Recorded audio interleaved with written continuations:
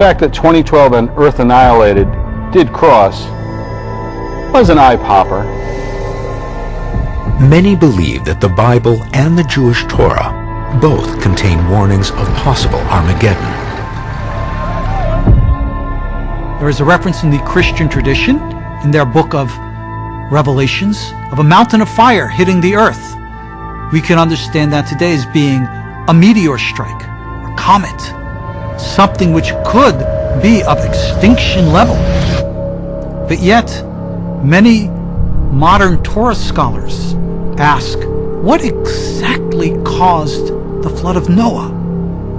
And they claim it was an astronomical event, that a body from outer space swung around the sun, pulling upon the earth's gravitational field, ripping the seas out of their beds, literally shifting and altering the orbit of the planet. Is it possible that such an event can happen again? There are those who state that this will come, and that this will come soon.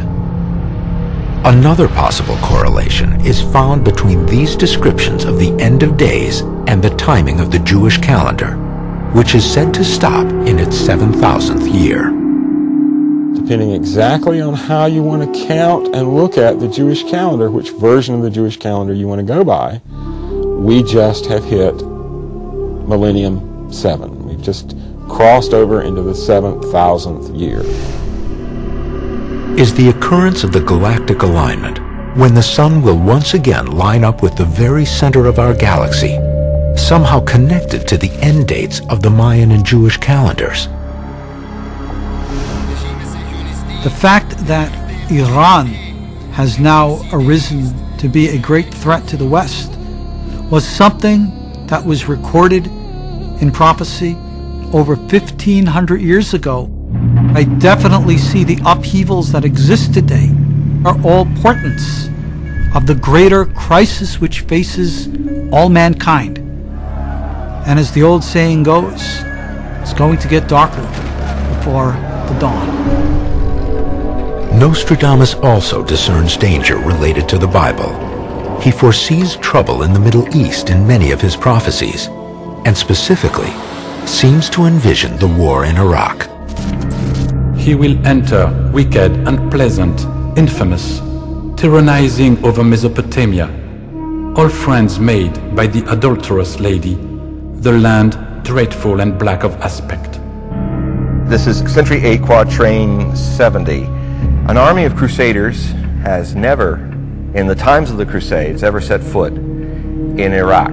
That is the ancient name. Mesopotamia is the name of Iraq. Researchers believe Nostradamus sees the Iraq War as a religious battle. Another quatrain has been linked to this one as part of a larger prophecy. The great host and sect of the cross will be massed in Mesopotamia, of the nearby river the fast company that such law will hold for the enemy.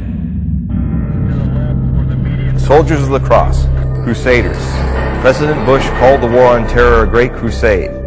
But the key to understanding this prophecy is, how do you define the final line?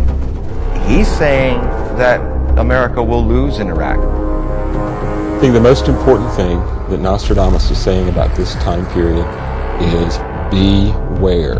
The wars, the religious fundamentalism. There's no quatrain from Nostradamus saying, and they all lived happily ever after and worshiped the same God. He doesn't say that. Nostradamus predicted a legion of problems arising in our times. The recent and devastating downward spiraling of financial markets is another crisis currently plaguing the world. According to some, this too appears to have been anticipated in Nostradamus's quatrains. Within the closed temple the lightning will pierce. It injures the citizens within their fort. Horses, cows, men, the wave will hit the wall. Through famine, drought, under the weakest armed. If you think of the closed temple being the stock exchange and the temples of money on Wall Street, then they have been struck by lightning. They've been demolished, in fact. And so we catch